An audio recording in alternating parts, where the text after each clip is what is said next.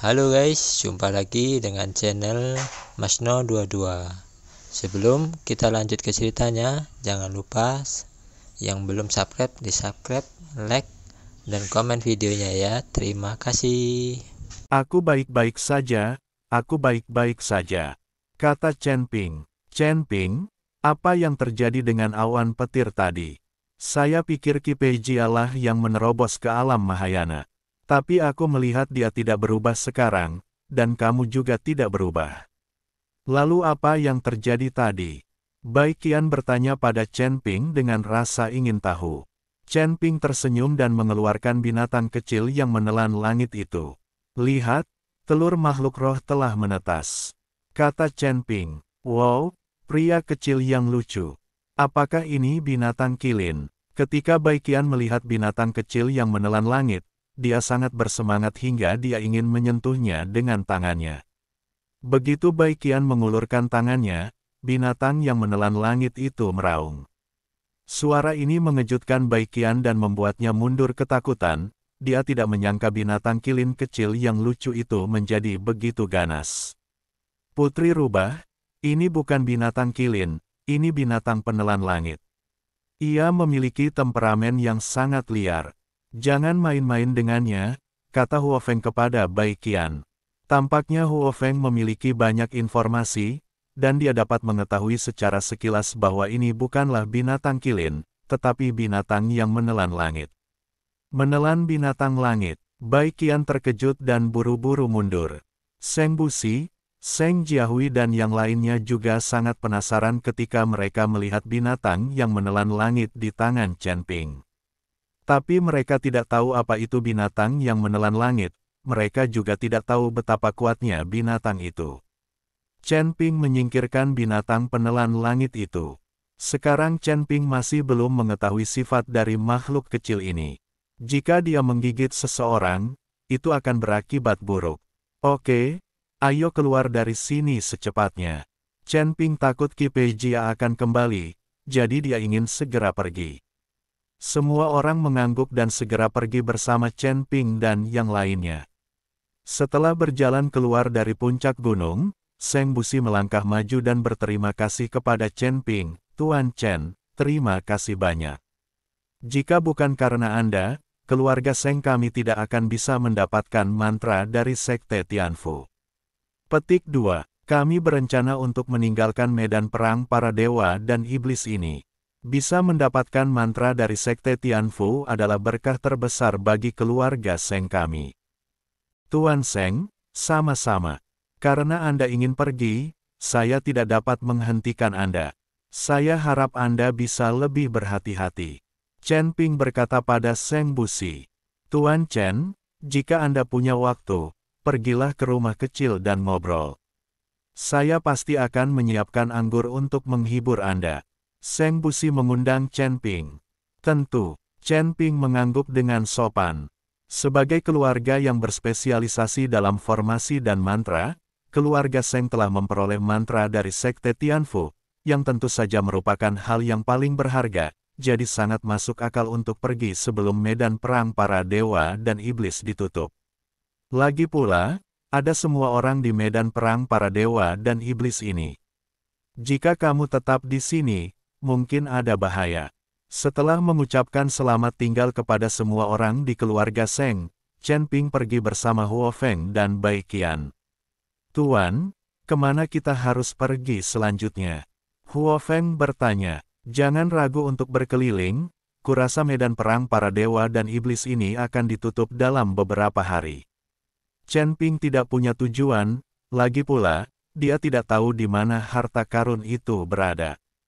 Chen Ping mengikuti Huo Feng dan Bai Qian saat mereka berjalan di hutan lebat, tetapi kesadaran spiritualnya memasuki lautan kesadaran dan dengan cermat memikirkan langkah-langkah pengendalian kebakaran. Sekarang saya hanya dapat belajar sendiri, karena Tuan Huo Lingsing sangat marah sehingga dia melarikan diri setelah perselisihan bahkan tanpa menjelaskannya kepada dirinya sendiri. Chen Ping berjalan dengan linglung, mencoba memahami inti dari langkah-langkah pengendalian kebakaran. Dia tidak tahu sudah berapa lama dia berjalan ketika Huo Feng tiba-tiba berteriak, "Tuan, lihat cepat." Chen Ping buru-buru keluar dari lautan kesadaran, dan kemudian melihat tanah di depannya robek, pepohonan tumbang, dan banyak turbulensi tersebar di mana-mana. Tampak jelas bahwa dia baru saja menemukan perkelahian. Ada beberapa mayat tergeletak di tanah yang penampakannya tidak bisa dibedakan, terlihat mengerikan. Kita semua ingin mendapatkan harta karun itu, tapi berapa banyak orang yang bisa sepenuhnya meninggalkan medan perang para dewa dan iblis ini? Bai Qian hanya bisa menghela nafas. Orang mati demi kekayaan dan burung mati demi makanan. Ini adalah kebenaran abadi. Karena kamu telah memasuki medan perang para dewa dan iblis, kamu harus bersiap untuk dibunuh. Lagi pula, tidak ada aturan di medan perang para dewa dan iblis ini.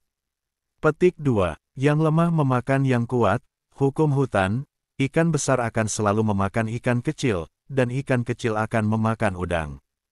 Chen Ping menghela nafas sebentar.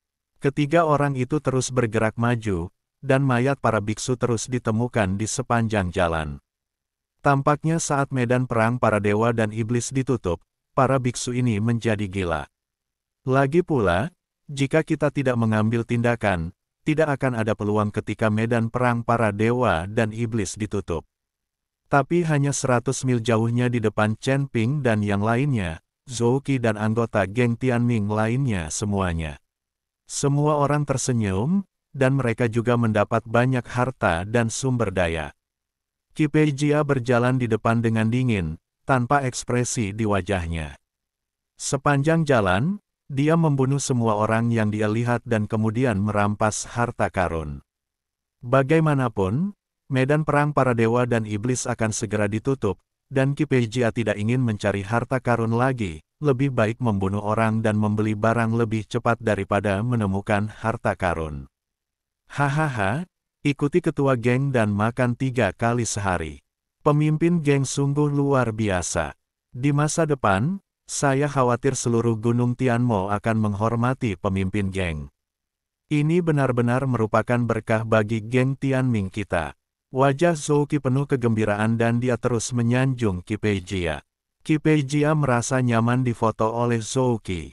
Dia tersenyum dingin dan berkata, tidak peduli seberapa kecil gunung iblis surgawi itu, saya ingin menjadi penguasa wilayah selatan, dan bahkan penguasa seluruh surga dan manusia, dunia.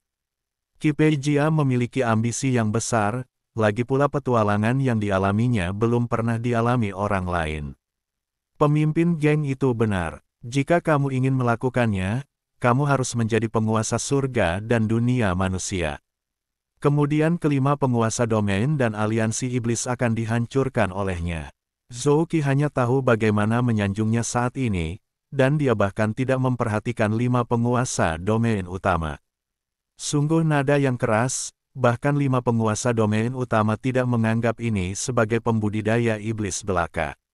Begitu Zhou Qi selesai berbicara, 5 biksu berpakaian putih tiba-tiba muncul di depan Qi Peijia dan yang lainnya. Kelima orang ini tampak serius, menatap harta karun di tangan Zhou Qi. Dan kelima orang ini juga sangat kuat, 2 berada di alam kesengsaraan tingkat ke-7, dan 3 orang berada di alam kesengsaraan tingkat 6. Kekuatannya sungguh luar biasa. Melihat seseorang berani menghentikannya, Qi Peijia segera tersenyum dingin, siapa kamu? Pemimpin geng, kelima orang ini adalah orang-orang luar biasa, dan mereka semua sangat kuat. Ketika Zhou Qi melihat kelima orang itu, ekspresinya sedikit berubah dan dia berkata kepada Qi Peijia. Apa 5 pahlawan itu? Qi Peijia tidak mengenalnya. Ini adalah nama panggilan dari 5 orang. 5 di antaranya berasal dari 5 sekte besar di Fancheng di wilayah selatan. Setiap sekte memilih talenta muda untuk membentuk 5 talenta. Cetakan. Ketika Qi Peijia mendengar ini, dia segera mengangkat sudut mulutnya dan berkata, apa-apaan ini? 5 orang luar biasa ini, jika mereka bertemu denganku, mereka akan dikalahkan. Zhou Qi mengikuti Qi Peijia dan menjelaskan. Melihat Qi Peijia tidak takut sama sekali, mereka berlima sedikit terkejut. Lagi pula, nama kelima orang luar biasa mereka sangat terkenal di kawasan Gunung Tianmo. Kenapa Qi Peijia tidak mengenali mereka? Kipejia dulunya hanyalah seorang kultivator biasa, tetapi kemudian dia dilempar ke gua menelan iblis dan bertualang. Kelompok beranggotakan 5 orang yang luar biasa ini sudah lama tidak terbentuk, meski sangat terkenal, Kipejia tidak mengetahuinya, ini normal. Kelima orang itu memandang Kipejia dan melihat ekspresi Kipei yang tegas dan bangga. Dia mengenakan pakaian hitam dengan pola aneh. Terlebih lagi, tubuh Kipejia dipenuhi dengan aura darah jahat yang kental, dan aura yang dipancarkannya sangat ganas. Rekan Tao, kamu membunuh banyak murid 5 sekte kami di sepanjang jalan, dan merampok banyak harta kami. Saya harap kamu dapat mengembalikannya. Selama kamu bersedia menyerahkan harta itu, kami bisa langsung melepaskanmu tanpa mengambil tindakan untuk menghindari pertengkaran besar. Di antara 5 orang itu, pemimpinnya, seorang pemuda berkulit putih memegang pedang panjang, berkata, "Harta karunmu." Kipejia tersenyum dan kemudian berkata dengan nada meremehkan, "Apapun yang ada di tanganku adalah milikku. Kamu bisa mengambilnya jika kamu mau. Mengapa kamu berbicara terlalu banyak omong kosong? Ini adalah medan perang antara dewa dan iblis. Siapapun yang memiliki kemampuan dapat mengambil harta karun itu. Apakah kamu takut tidak bisa mengalahkanku dan ingin mempermainkanku? Jadi ambil saja harta itu." Penghinaan Kipejia segera membuat seorang pemuda yang memegang pedang setengah bulan marah, "Kamu tidak tahu apakah harus hidup atau mati, kami memberimu kesempatan, dan kamu menyeretku. Hahaha, aku menariknya karena kekuatanku. Jika kamu memiliki kemampuan, kamu dapat menariknya ke depanku dan melihat." Kipejia tertawa. Mata pemuda itu membelalak dan dia hendak bergegas ke depan dengan parang di tangannya. Namun, dia dihentikan oleh pemimpin pria berkulit putih, "Saudara ketiga, jangan terpancing oleh provokasinya. Bahkan jika kamu melakukannya, kami akan melakukannya bersama-sama." Baru pada saat itulah pemuda pedang itu mundur. "Rekan Tao, ada 5 sekte besar di belakang 5 putra kita yang luar biasa. Bahkan jika Anda meninggalkan medan perang para dewa dan iblis dengan harta ini, apakah Anda pikir Anda dapat meninggalkan Gunung Iblis? Bahkan jika kamu tidak meremehkan kami berlima, bukankah kamu juga meremehkan 5 sekte besar di belakang kami?" Pria berkulit putih itu sepertinya tidak ingin melakukan apapun, dia hanya ingin mendapatkan harta karun yang telah direbut Kipejia. "Sekarang aku telah membunuh kalian berlima, bahkan jika ada 5 sekte besar di belakangmu, siapa yang tahu bahwa akulah yang membunuhmu?" Kipejia berkata dengan sinis. Wajah pria cantik itu menjadi gelap, dan dia mengertakkan gigi dan berkata, "Karena kamu tidak perlu minum anggur sebagai hukuman untuk bersulang, maka jangan salahkan kami." Mengikuti auman pria adil itu, semua orang bersiap-siap. "Badut!" Kipejia mendengus dingin, lalu menamparnya. Telapak tangan hitam raksasa menutupi langit dan matahari. Kelima orang itu melihat ke arah telapak tangan hitam raksasa, ekspresi mereka berubah drastis, dan mereka semua mundur. Pada saat yang sama, ketika 5 orang mundur, mereka juga menembakkan aliran kekuatan spiritual. Kekuatan spiritual ini terkondensasi di satu tempat dan langsung menuju Kipejia. Kipejia tidak mengelak, kabut hitam memenuhi tubuhnya. Lalu kabut hitam mengembun menjadi baju besi. Armor sihir hitam. Seseorang berteriak. Saya melihat 5 orang bekerja sama untuk menyerang, tetapi itu langsung diblokir oleh baju besi sihir hitam di Kipejia. Pada saat ini, wajah kelima orang itu sangat jelek, dan tubuh mereka secara naluriah mundur. Mereka meremehkan Kipejia. Mereka berlima bekerja sama dan bahkan tidak menyakiti Kipejia. Bagaimana mereka bisa bertarung? Sekarang mereka berlima tidak menginginkan harta apapun, mereka hanya ingin melarikan diri. Sudah terlambat untuk melarikan diri sekarang. Kipejia mendengus dingin. Kipejia melambaikan telapak tangannya ke depan, dan sebuah cakar besar menangkapnya. Melihat hal tersebut, pria berkulit putih itu buru-buru berteriak, "Arai jimat, cepat gunakan jimat itu." Bersamaan dengan suara gemuruh, 5 orang mengeluarkan jimat kuning dari tubuh mereka pada saat yang sama, dan kemudian kelima orang itu menyemburkan seteguk darah ke arah jimat itu, dan wajah mereka langsung menjadi pucat. Jimat di tangan mereka berlima dibeli dari keluarga Seng dengan harga yang mahal, bersama dengan esensi darah mereka berlima, formasi ini bisa dibuat lebih kuat. Jimat formasi memancarkan cahaya, dan kemudian dilemparkan ke udara oleh 5 orang, kemudian 5 jimat formasi terhubung satu sama lain, dan sebuah formasi tiba-tiba muncul, menjebak Ki Pei Jia di dalam.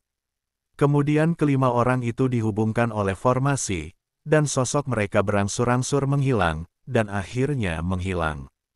Kelima orang itu seolah tak terlihat, langsung menyatu ke dalam formasi.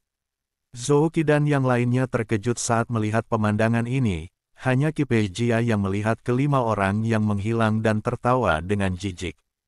Apakah kamu hanya ingin mengalahkanku dengan formasi rusak ini? Ki Pei Jia berkata dengan nada menghina.